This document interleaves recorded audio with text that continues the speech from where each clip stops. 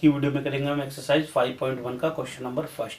तो यहाँ पे हमें कुछ सिचुएशन दी होगी, कन्वर्ट करना होगा नंबर में, उसके बाद हमें बताना होगा कि वो एपी है या नहीं। तो पहला जो हमें इसमें पार्ट दिया हुआ है, ये बोल रहा है यहाँ पे the taxi fare after each kilometre the fair is ₹15 for the first kilometre and ₹8 for each additional kilometre. मतलब जो अगर हम एक टैक्सी का किराया है जो वो फिक्स है, वो पहले कितना है ₹15। तो यहाँ पे हम पहले क्या लिख लेंगे, taxi fare for first kilometre, वो हमें दिया हुआ है 15। उसके बाद इसमें बोला हुआ है अगर हम एडिशनल यानी इसके अलावा भी आगे हम जाते हैं तो उस पर हमें कितना देना पड़ेगा, फिर उतना देना पड़ेगा हमें ₹8। तो यहाँ लिख देंगे हम एडिशनल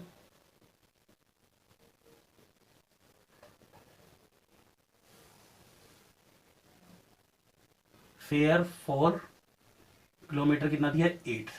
तो अब हमें यहाँ पे इसको कन्वर्ट करना है सिचुएशन। देखो तो यहाँ पे पहले हम एक लिख लेते हैं, तो हमें फर्स्ट मान लेते हैं, हम फर्स्ट किलोमीटर वो हमें गिवन है, यहाँ होगा एक सेकंड और एक होगा थर्ड, और एक लेना चाहो तो फोर्थ भी ले सकते हैं।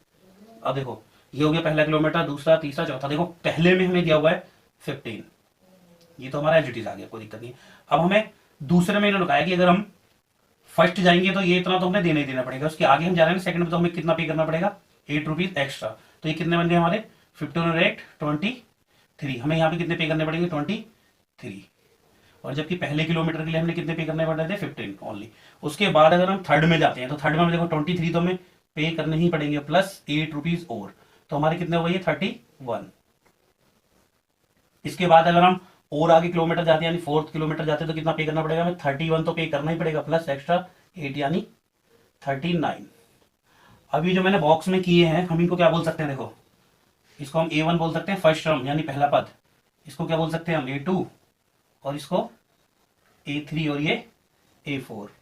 अब इन्हीं से हमें क्या मिल गई, एक AP मिल गई। अब हमें देखो हमारी AP क्या बन रही है, AP हमारी बन रही है 15 23 31 और 39। अब हमें बताना ये AP है या नहीं है।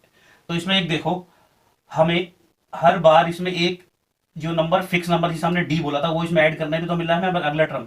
और अगर ऐसे समझ सकते हो ठीक है, नहीं तो हम इसका D भी निकाल के देखेंगे। तो D क्या होगा इसका, D अगर निकालना चाहें तो A2 माइनस A1 कितना होगा, वो 23 माइनस 15 कितना आ जाएगा 80 मिल जाएगा।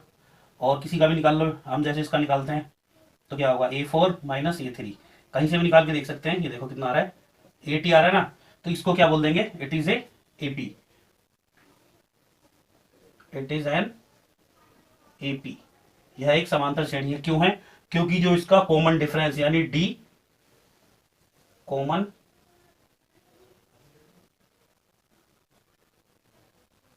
डिफरेंस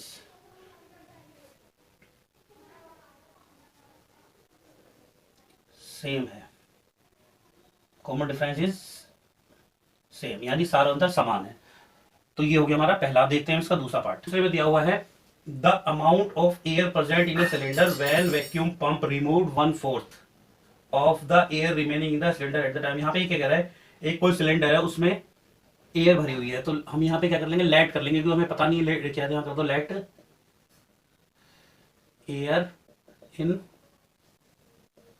सिलेंडर, इसको हमने क्या ले लिया एक्स मान लिया, या चाहो तो V मान लो, जैसे पीछे आंसर में आ जाएगा, जो मर्जी मान सकते हैं, ये ले लिया। उसके बाद यहाँ पे बताया इन्होंने इसमें से 1/4 पार्ट वो निकाल देता है, कौन, वैक्यूम। तो यहाँ लिखो air removed by vacuum pump, वो कितने निकालता है 1/4 निकालता है ना, तो हमने एक्स ले लिया, तो एक्स का 1/4 निकाला है यानी कितने निकालेगा x4, ये निकलेगा।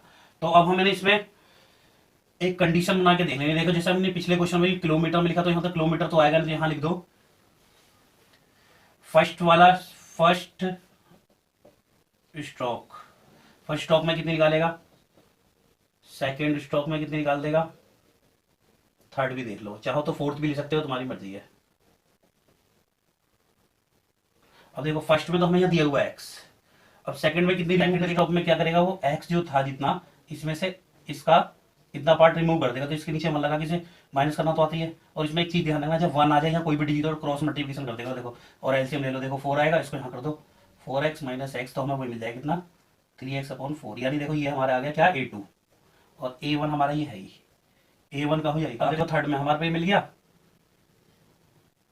इसमें से माइनस होगा इसका फोर्थ पार्ट। तो देखो फोर्थ पार्ट रिमेनिंग के लिए क्या, पहले हम यहाँ लिख लेते हैं इसको 3x और में 4 माइनस, ये देखो इसे कैलकुलेट करेंगे तो कितना आ जाएगा 16 आ गया। इससे एलसीएम ले लो 16 आएगा, इसको डिवाइड करो 4 आया, 4 की मल्टीप्लाई करो 12 और यहाँ 1 आया, 1 की मल्टीप्लाई 3x। तो हमें फाइनली क्या मिल गया यहाँ 9x अपॉन में 16, ये आ गया हमारा A3। हम इन्हीं से पता कर लेंगे। देखो अब हमारे को AP क्या बनी यहाँ पे x 3x4 और 9x16 इतनी मिल गई। अब हमने ये देखना है कि AP है या नहीं है। अब AP निकालने के लिए क्या होना है हमारा D, तो वो हमारा इक्वल आना चाहिए। तो D क्या निकालेंगे हम A2 माइनस A1। अब A2 कितना 3x और में 4 माइनस x, इसको अगर हम कैलकुलेट करते हैं तो इसके नीचे 1 लगा के कर दो, कितना आ जाएगा ये आ गया x अपॉन में 4, ये हमारा एक D आ गया। अब हम एक D वो निकाल लेते हैं,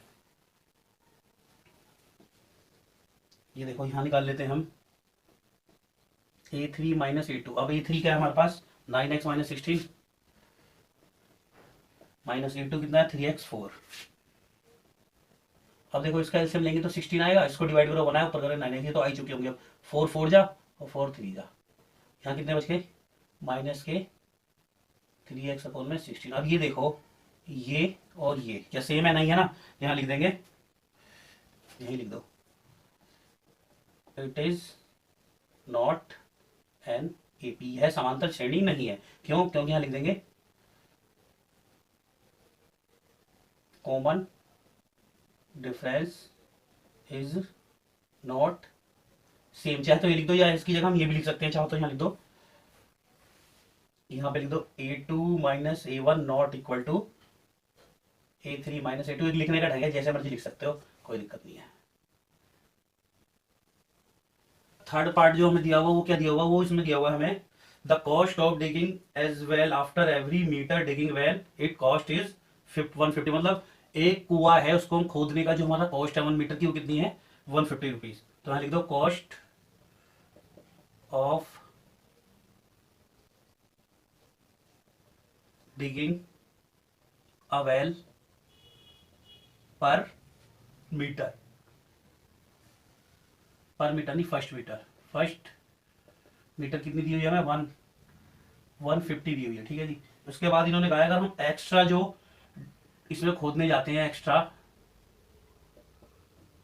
एक्स्ट्रा डिगिंग चार्ज क्या होगा हमारा, वो होगा 50 रुपीज। ये दिया हुआ हमें इतना, मतलब एक जो कुएं को खोदने का खर्च हमारा 1 मीटर का 150 है, उसको ज्यादा अलग से खोदेंगे तो कितना आएगा 50 रुपये अलग से लगेंगे जैसे हमारा। अब यहाँ पे देखो हम इसको वही कंडीशन बना देते पहले वाली की तरह, फर्स्ट मीटर के लिए, सेकंड मीटर के लिए और थर्ड के लिए।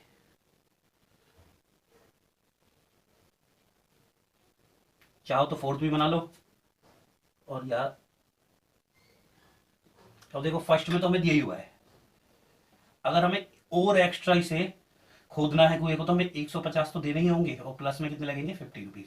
तो फाइनली कितने बन जाएंगे हमारे 200। एक तो ये हमारा आ गया और ये एक हमारे को दिया ही हुआ है। इसके अलावा हमें एक और एक्स्ट्रा मतलब 3 मीटर और खोदना हो तो 200 रुपये तो हमें पे करने ही करने हैं, प्लस में एक्स्ट्रा जो आ रहे थे हमारे 50 रुपये वो, तो ये कितने जाएंगे हमारे 250।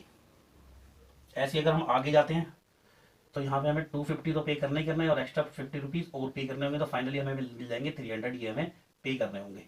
तो अब ये देखो अगर हम इसे लिख लें 150 200 250 300। अब ये इन्होंने बताया ना कहाँ तक, तो यहाँ डॉट डॉट लेके छोड़ दो बस, बहुत है। अब ये बताना हमें AP है नहीं, ये तो हमें देखने से पता चल रहा है क्योंकि हम एक फिक्स नंबर जो 50 इसमें ऐड करते जा रहे हैं, तो अगला टर्म हमें ऐसे ही मिल रहा है। तो यहाँ बताना चाहो तो बता दो, यहाँ देखो D निकाल के दिखा दो, D इक्वल टू क्या होगा A2 माइनस A1, मतलब जो अगला टर्म होता है उससे पिछला टर्म माइनस कर दो। A2 कितना है हमारे पास यहाँ 200 माइनस 150 यानी कितना आ गया 50।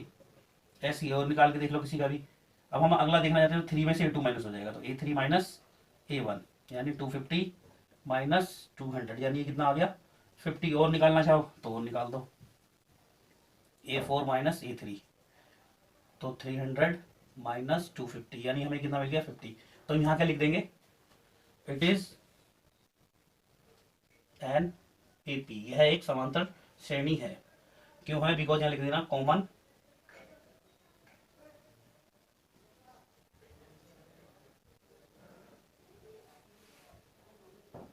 इज सेम, या ये भी लिख सकते हो सार्वंतर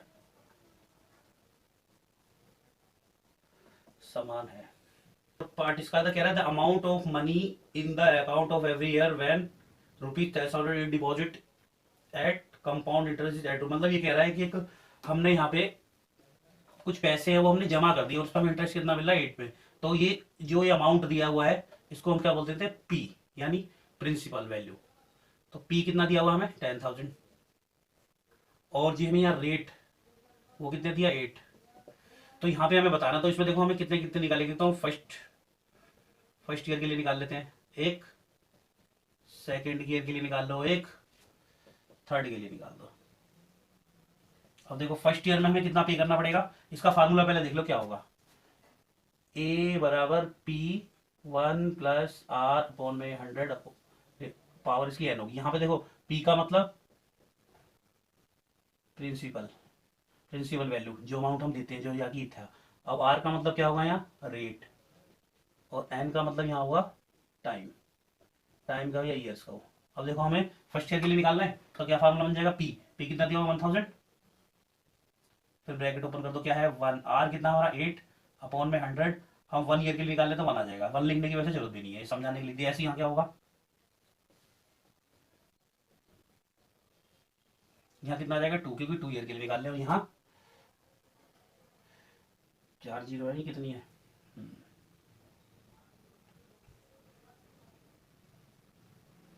ये इतना हो गया। वैसे भी हम अगर देखें तो इक्वल तो आएगा नहीं, क्योंकि पावर 1 है या 2 है या 3 है, फिर भी हम इसे कैलकुलेट करते हैं। देखो इसको कैलकुलेट कर लो, ये तो ऐसे आ जाएगा। अब यहाँ क्या होगा, देखो इसको हम एलसीएम लेके सॉल्व कर लेंगे, तो यहाँ कितना आ जाएगा, यहाँ मल्टीप्लाई लगा दो, यहाँ आ जाएगा 100 + 8/100, तो ये कितना हो गया 108 डिवाइडेड बाय 100। तो हम इसको 2 जीरो से 2 जीरो उड़ा देते हैं, यहाँ कितना आ गया 10,800। ये तो हमारा आ गया फर्स्ट ईयर के लिए। ऐसी सेकंड के लिए निकालेंगे, तो देखो सेकंड के लिए हमें इसको पहले देखो, ये चीज हमारी यहाँ तक तो आई जाएगी, बस फर्क ये होगा, ये हमें 2 बार लिखना पड़ जाएगा ऐसे करके, ये चीज तो हमारी आ जाएगी ऐसे करके, क्योंकि इसकी पावर 2 होगी, तो हम इसको 2 टाइम लिख देंगे ऐसे करके। ये देखो ये वैसे सॉल्व करके हम इतना निकाल चुके हैं, ये इतना, ये चीज जो हमने सॉल्व करी है यहाँ पे ही कर दी थी, तो हम यहाँ लिख सकते हैं 10,800, और इसको कर लो बस सॉल्व। ये देखो इस 0 से 0 को उड़ा दो, और 108 और 108। अब इनका हम आपस में जब मल्टीप्लाई करेंगे तो कितना आ जाएगा हमारे पास 11,664, ये हो गया हमारा 2। अब ऐसे हमें थर्ड निकालना है। वैसे हमें यहाँ पता चलना है, क्योंकि एपी तो आनी नहीं, क्योंकि इनका डिफरेंस अलग अलग होता जाएगा। देखो थर्ड निकाले हम, तो देखो यहाँ पे यही होगा, मल्टीप्लाई में देखो इतना ही वही आ जाएगा, हम यहाँ डायरेक्ट लिख देते हैं। तो ये वाली चीज 108 डिवाइडेड बाय 100, ये 3 टाइम्स आ जाएगा। क्यों, क्योंकि पावर इसकी कितनी है 3 है। देखो हम इतना भी सॉल्व कर चुके हैं वैसे यहाँ तक, ये इतनी चीज, ये अब ये भी सॉल्व करी थी हमने, ये आ गया था कितना 11,664। अब हमारे पास बचा ये 108 डिवाइडेड बाय 100। अब हमने इसमें क्या करना है, 11,664 को 108 से मल्टीप्लाई कर लेना। जब हम इसमें मल्टीप्लाई कर लेंगे तो हमारा आ जाएगा 12597 12, इसको मल्टीप्लाई करके देख लेना, यहाँ पे ऐसे कर करके इसको मल्टीप्लाई कर लेना, ठीक है। अब ये आ गया इसके अपोन में कितना 100, तो यहाँ 2 पॉइंट के बाद हम क्या लगा देंगे, देखो 125 और 97.12, ये आ गई हमारी तीसरी A3। अब हमने ये चेक करना है क्या ये एपी में है। एपी के लिए भी जरा इसको यहाँ से हटा देते हैं। देखो अब हमें क्या क्या डिजिट मिल गई थी हमारे को, एक तो मिल गई 10,800, दूसरी डिजिट क्या मिली 1111, कितनी थी 664, और अगली क्या मिली हमें 12597.12। अब हमने इसमें देखना, देखो हम क्या निकालेंगे डी का फार्मूला A2 - A1, यानी सेकंड टर्म से फर्स्ट टर्म को माइनस करना, दूसरे पद से पहले को। देखो ये कितना 1111 664 माइनस 10,800। अब इसमें से इसको माइनस करोगे तो कितना बच जाएगा 864। अब ऐसे हम निकाल लेते हैं एक और, ये क्या आ जाएगा A3 - A2। A3 कितना है इसमें 12597.12 माइनस A2 कितना है हमारा 11664। ये देखो इसको A1 बोल रहे हैं हम, इसको A2 और इसको A3। अब इसको इसमें से माइनस कर लो, माइनस इस तरीके से करा जाएगा 1259.7.12, हाँ लिख लेते हैं इसे, 1259.7.12। अब देखो पॉइंट के बाद 2 जीरो लगा दो क्योंकि इस पर पास है ही नहीं, 46611। अब इसको कर दो माइनस 12 तो ऐसे आ जाएगा। अब यहाँ पे हम इसको माइनस कर देते हैं,